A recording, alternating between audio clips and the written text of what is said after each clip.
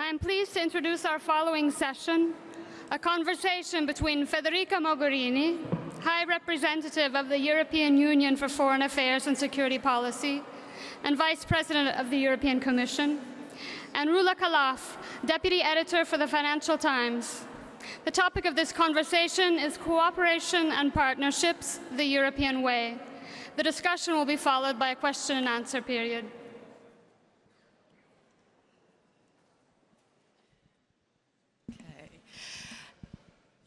Good afternoon. We have, so far today, we've been discussing the challenges the European Union is facing from within. We're going to shift gear a little bit now and talk about the challenges beyond the EU's borders. They are far too many for me to enumerate, so I'll just try a few. A US administration that is questioning its traditional alliance with Europe, a UK that is forging its own way quite soon, crisis in the Mediterranean, the Middle East, unease in the Balkans. I think I'll stop there because we have with us Federica Mogherini, who is very intimately involved in all of these issues. Federica, I wonder if you could take us on a small world tour because you have been traveling constantly lately, and you've been to the US at least I think 3 times since the Trump administration took over. I've seen that you said a couple of months ago that you believe that dealing with the US will now require a transactional approach. Do you still believe that now that you've gotten to know your counterpart, Rex Tillerson, and others in the administration better? Yes, I think, first of all, I've seen in these first months challenges, for sure, but also many opportunities. And I always think it's good to look at both things, because for every challenge we're facing from the outside, there's also a potential opportunity for us opening up in the world. And maybe I'll say a word on that after answering your question. I'd be very interested in the yes, opportunities. Yeah. I will. But it relates to the US administration, actually, because what I've seen in these first months, first of all, is readiness and commitment to engage. I visited Washington, yes, I think 2 or 3 times in these last months. I'm going back next week. We have received, during the first month of the new administration, an official visit of the Vice President of the United States, Mike Pence, to the European Union institutions in Brussels, which is, I believe, something quite unprecedented. And since then, we have kept extremely good contacts with the Vice President personally, on the phone. I met him in Washington. Rex Tillerson, we meet regularly, but also the Defense Secretary, Mattis, McMaster, National Security Advisor, many congressmen and congresswomen that are extremely engaged and committed to keep this EU-US relationship strong and close. So I see a reality that goes beyond narrative, that is extremely engaged and committed to the EU-US relation. I also see some policies where we definitely see in a different way. Climate change, we have a different position. The role of the UN, we possibly have a different position. We believe in the European Union that investing in sustainable development, peacekeeping, conflict prevention is part of working on our security. And it's an investment in our own security. I guess in the new US administration, there's a different approach to that.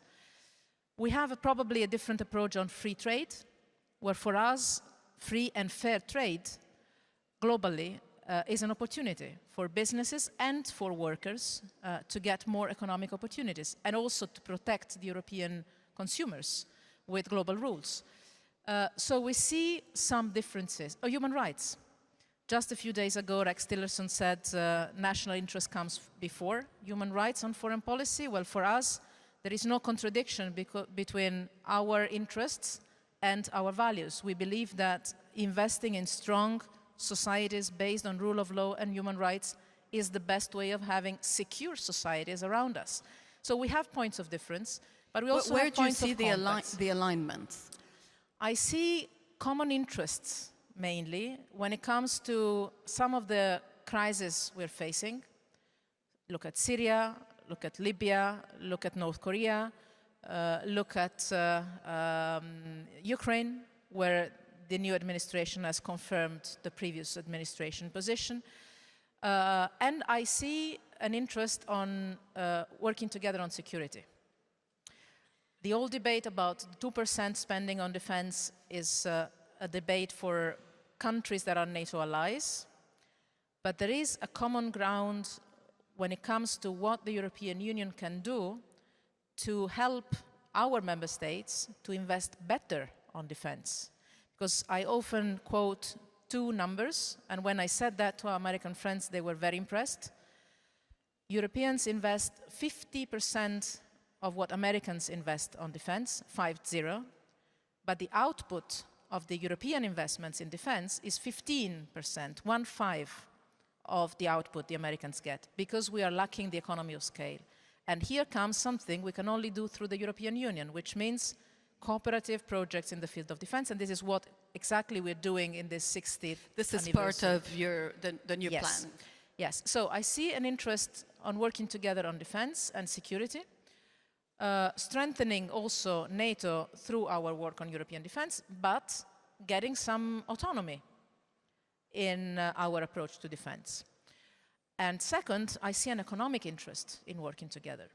We sometimes focus on too much or exclusively on diplomacy or global issues.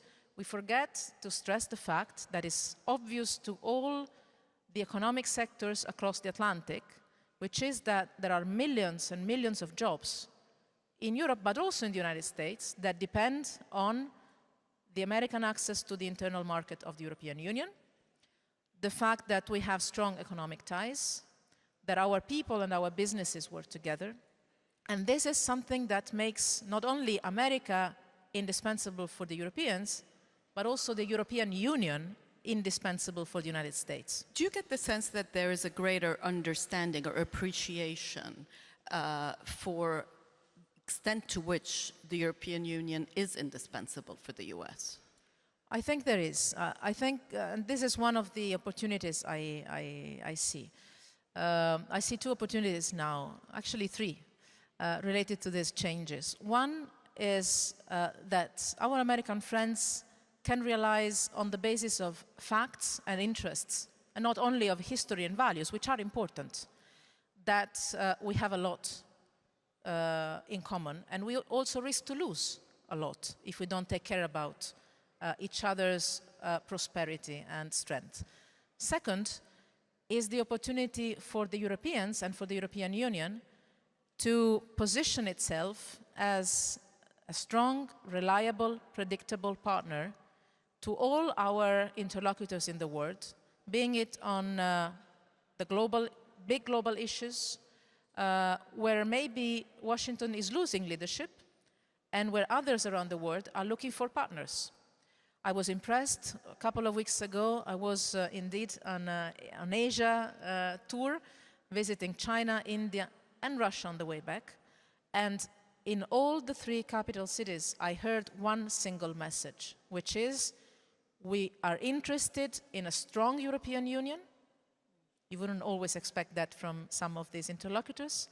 We want to cooperate. One in particular, yes. We want to cooperate closely with the European Union as such on not only economy and trade, which is the way in which especially our Asian friends often see us, but on security, on humanitarian and development, on the Sustainable Development Goals, on climate change, and on foreign policy as such, discussing in details common ground for a common approach on the crisis in Syria, Israel, Palestine, Afghanistan, North Korea, Africa, and I could continue. And I hear the same message from Japan to Canada to Brazil to Addis Abeba. People want to work with the European Union in this moment not because they always like us. There are many things they don't necessarily like from us, but they know what to expect from us. we are predictable. And in this moment of the geopolitical dynamic, being predictable and reliable and strong, as we are, is quite an added value we should use to occupy the space we can. It brings me to a question that I've been thinking about is Donald Trump's unpredictability. To what extent is it an asset?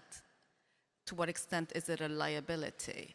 Because in the case of North Korea, it appears to have worked to his advantage in some ways.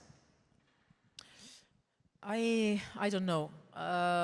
It's probably something, you know, especially in foreign policy, you have to mix. It's difficult to say from the outset whether the mix is right. Sometimes you find out it's not right only afterwards, and that's dangerous sometimes.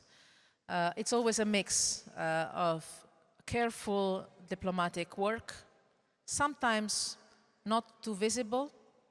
You cannot imagine how many times I'm asked, even recently, if it's not an invisible foreign policy sometimes, the one we have. And, you know, sometimes you have the dilemma doing this work. In my position or in the position of many friends that are sitting here in the room that have responsibilities, when you have to choose between saying something that makes the headlines, but then the day after creates a problem, or do something helpful and responsible that maybe doesn't get the way through media and communication, I would always, always choose responsible, useful way to go. Also because the objective we have is trying to solve problems.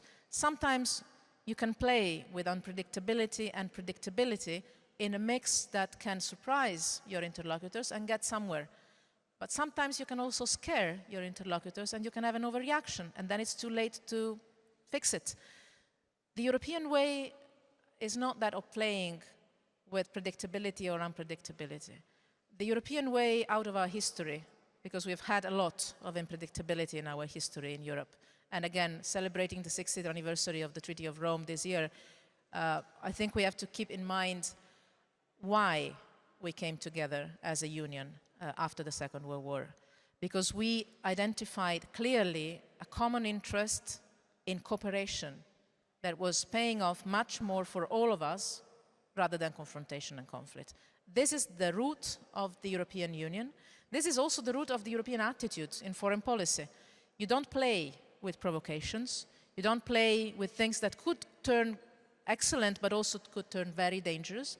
And you try the quiet, cooperative, rational, win-win approach, building partnerships. It's less sensational, but it gets you to the objective of living in an environment that is, again, a cooperative one. We have to get out of this zero-sum game. I win, you lose. You have, of course, been pushed to think more and plan more on defense, partly because of this changing relationship with the US. Tell us a little bit more about how much greater cooperation you're envisaging. And there is some criticism that you may end up trying to replicate NATO. Now, that is a criticism that was a worry that was there at the very beginning of our work. The work started actually a couple of years ago, but concretely and with a lot of energy last year when we presented the global strategy. It was 2-3 days after the British referendum. And I thought it was a good moment to reaffirm the reasons why it is better for all of us to stay together on the global scene, including on security and defense. And since then, last 9-10 months, we have advanced on security and defense cooperation inside the European Union more than we did in the last decades. Still at 28, which is quite surprising. Why? First, security has become #1 priority for European citizens. Second, we have the tools as a European Union to do much more on security and defense, and we've not used them so far. In the Lisbon treaties, we have instruments that were never used in the European history. What came after the Lisbon Treaty, the major economic and financial crisis in Europe made the Europeans concentrate mainly on the economic issues and the economic policies and getting out of the crisis. I believe that now we have the responsibility to go back to those provisions of the treaty and say, wait a minute, we have the instruments, we can do things together, and we do not have the luxury anymore not to use them. So I've proposed to first the defense ministers, the foreign ministers, and then the heads of state and government of the 28, a very ambitious plan on the European defense. And in this 9-10 months, we have adopted a new level of military ambition for the European Union, a new set of operational proposals for using all our instruments, from the battle groups to the headquarters to coordinate all our missions and operations, military and civilian ones, and 42 concrete projects of cooperation with NATO.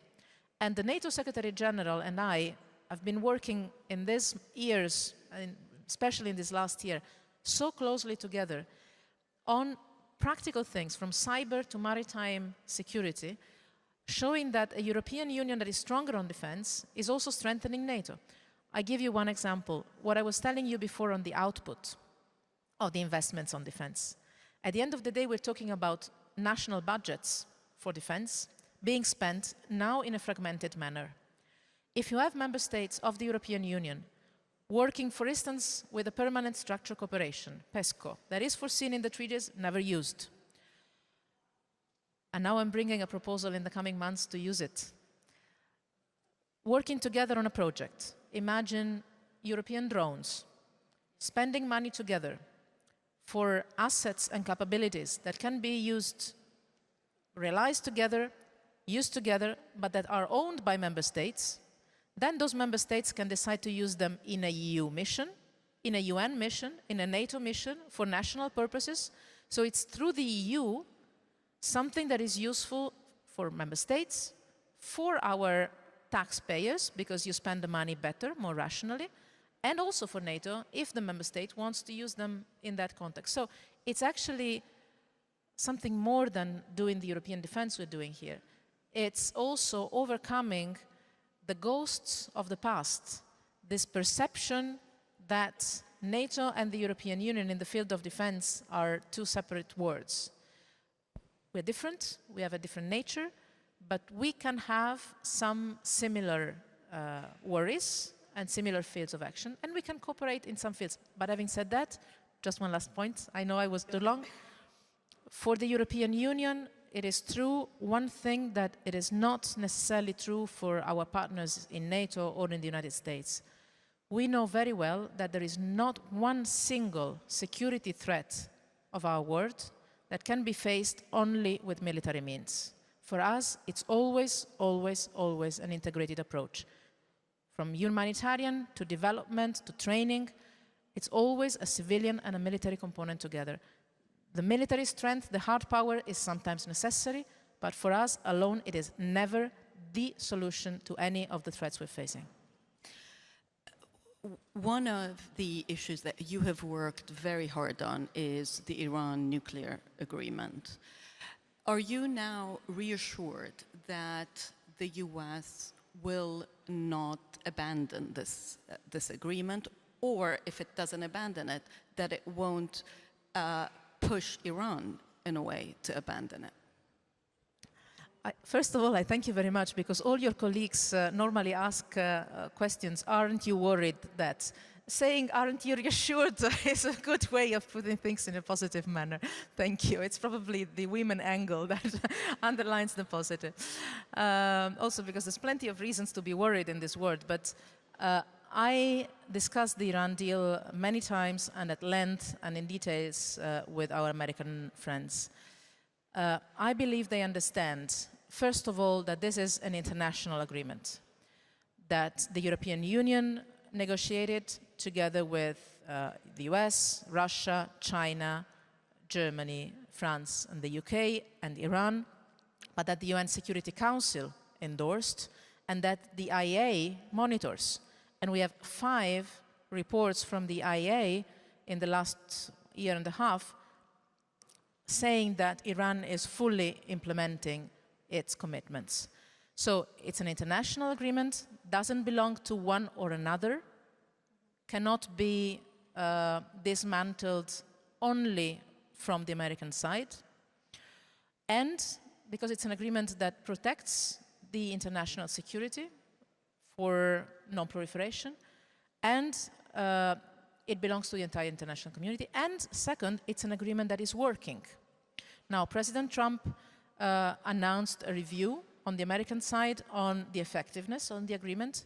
I imagine that this review will be based mainly on the verification and monitoring system of the IAEA and the 5 reports that the IAEA has provided to us that Iran is implementing all its commitments.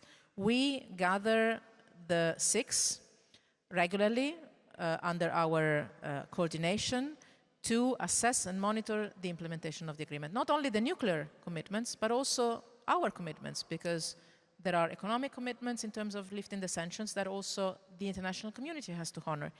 So what I'm seeing is a deal that is working, and a deal that is making the world and our part of the world more secure. I believe the new American administration understands that it is not in the interest of anyone in this region to risk a different course on Iran nuclear programs if we go in a different direction and dismantle the deal. And in any case, I've said it many times, the Europeans are strongly committed in keeping the deal going. Let's open this up to the audience. Do I have questions? Yes, the gentleman over there.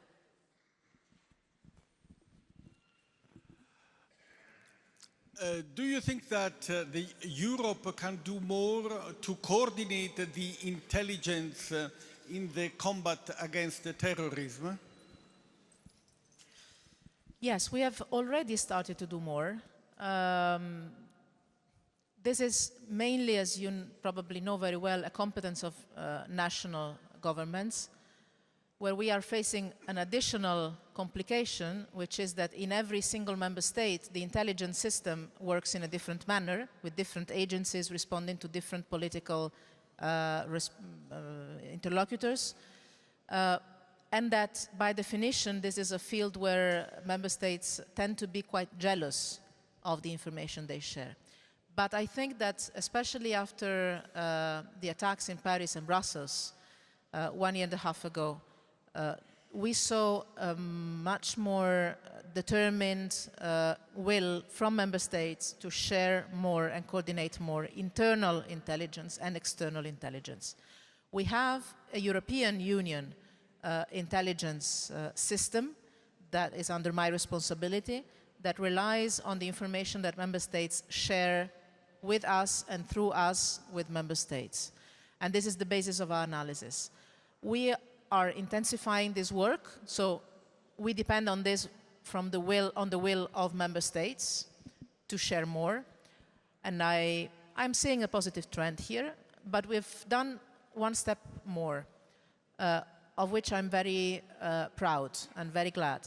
We have established counterterrorism coordinations and dialogues with a series of international partners, from the ones in our region, from the Balkans to the Middle East to North Africa, to some places in Africa and in Asia, to exchange informations on different subjects that are of common interest, especially on counterterrorism and fighting radicalization. And this, I believe, is the right way to go. More internal sharing of informations. This is not under my direct responsibility. It's a decision that member states have to take. I think it's time they take them. And increasing the counterterrorism dialogues and exchanges, including on practices and best practices, but also informations with partners in the world and in our region with whom we share same security concerns, including having some dedicated security specialists in our EU delegations. You might know we have 140 EU delegations, embassies around the world.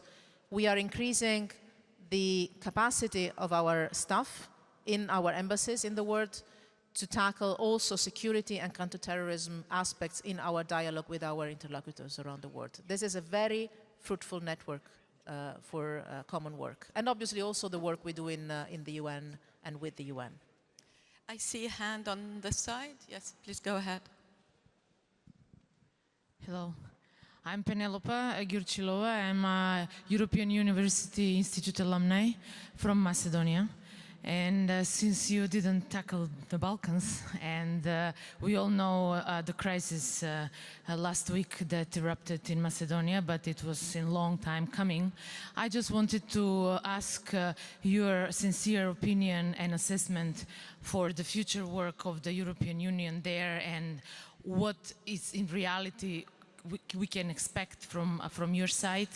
And also to give you a suggestion, maybe, because the society is so polarized all these 10 years. And we have very clever and intelligent people, but they're not put to good use. And because now, the last 10 years, there has been all the time party membership that determined what people can work and what cannot. And the European Union has very well-educated people from that area that have gone to the best institutions at the EU level.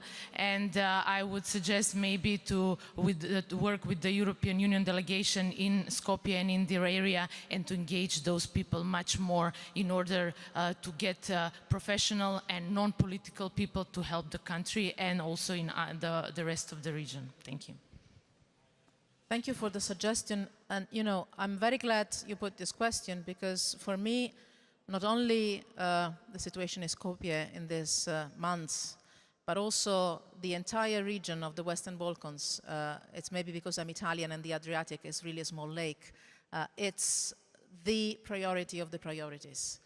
I hope, I'm working for getting to the end of my mandate, of our mandate, 2.5 years from now, having had all the Western Balkan 6 made so many and such relevant steps towards the European Union, that the process becomes really reversible. Because I really get angry, really angry, when I hear someone referring to the Balkans saying their European perspective, because that's Europe.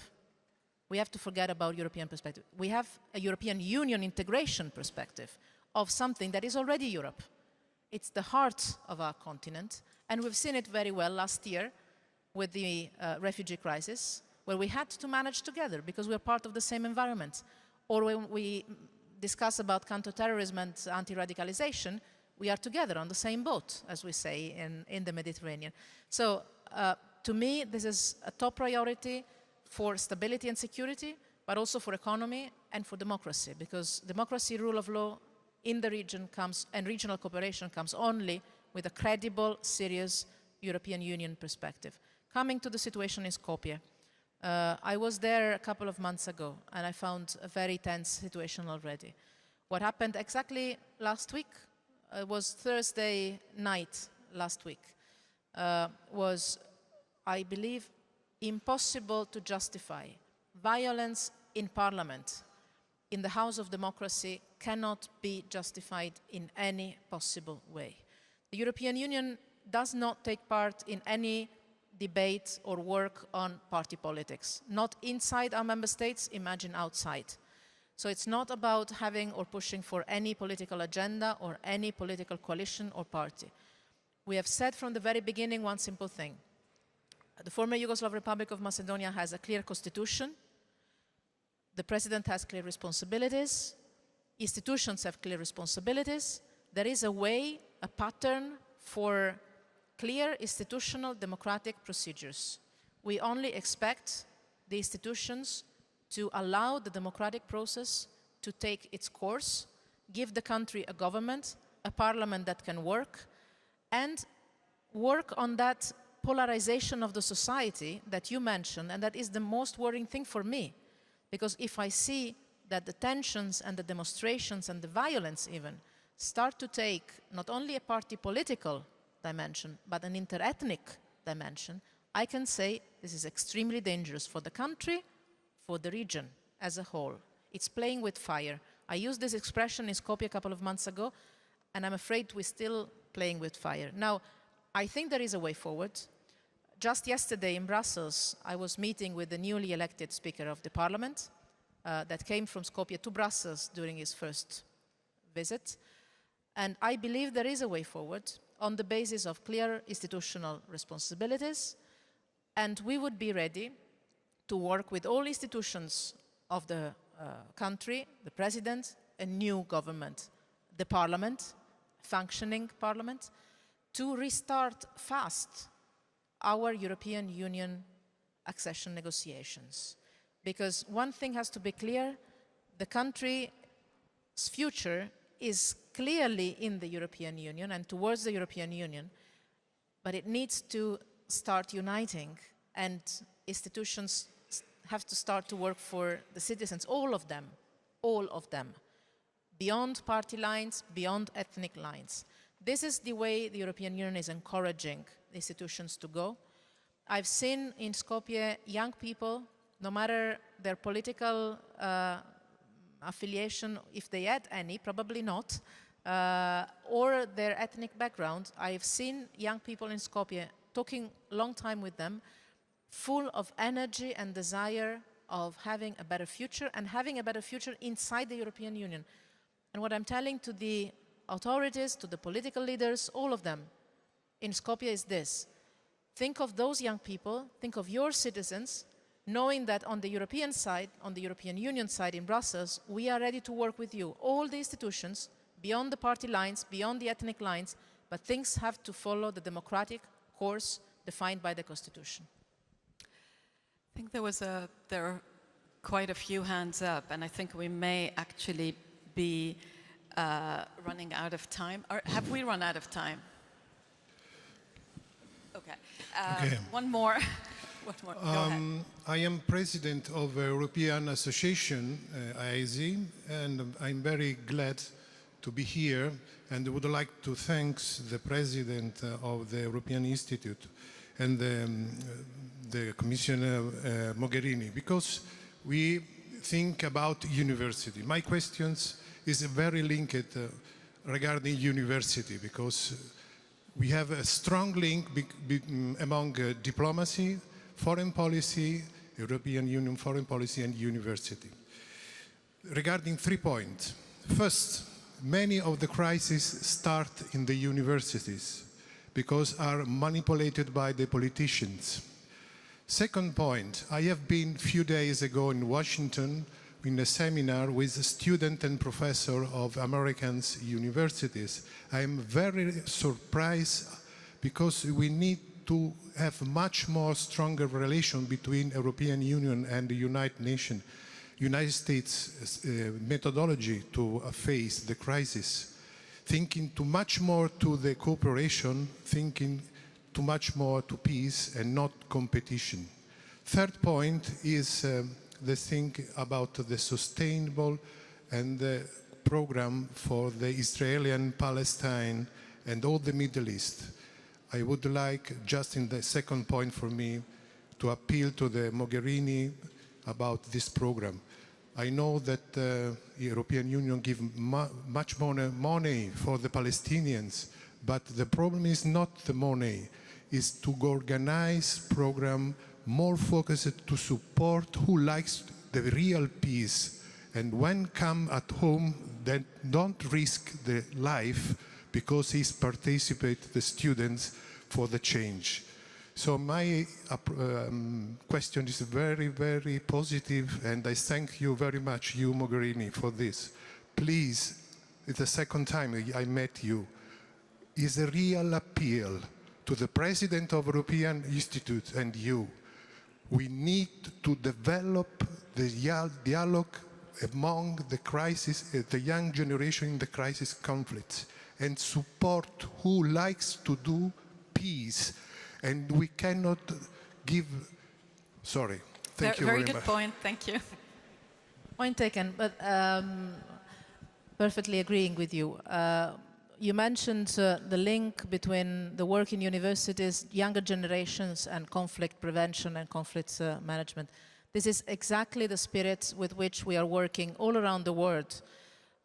with different instruments. And this is exactly what I was saying about the unique capacity of the European Union. Only us in the world can use at the same time a program like Erasmus Plus to involve young students of universities of all the world to come to Europe, and our European students to go abroad, to know cultures that are different from ours and build understanding and living together, openness, together with our humanitarian aid or development projects in places like Gaza or the West Bank, bringing together not only hope for life, but also young Israelis and young Palestinians working together to plan and get used to live together and in peace.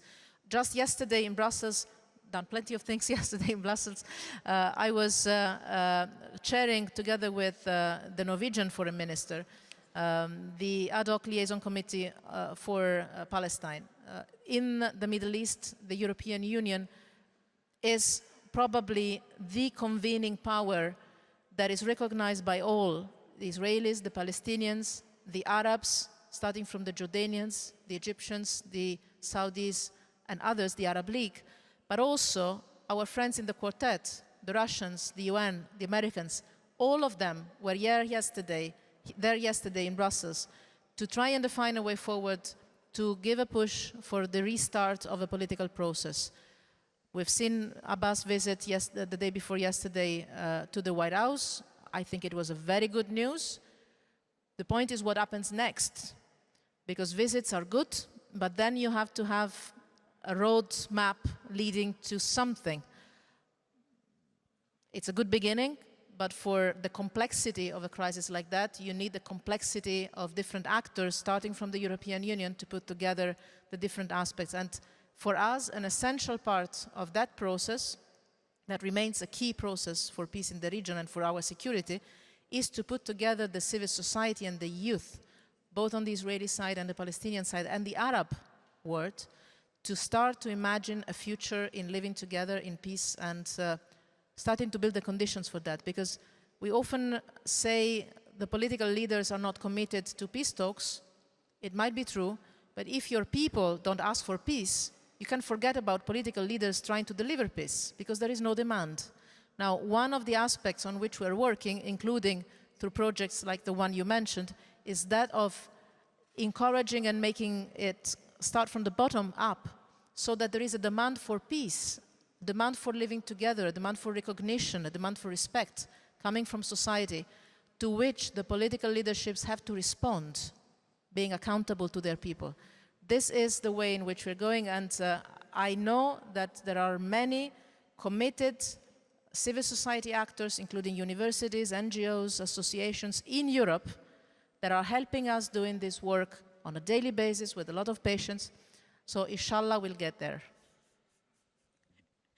On that note, my apologies to all those who wanted to ask questions. We have, unfortunately, run out of time. Please join me in thanking Federica Mogherini for this discussion. Thank you.